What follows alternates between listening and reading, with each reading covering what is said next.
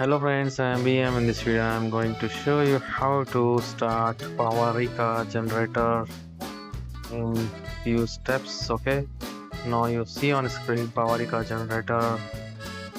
Okay, now I am going to show you how to start easiest way.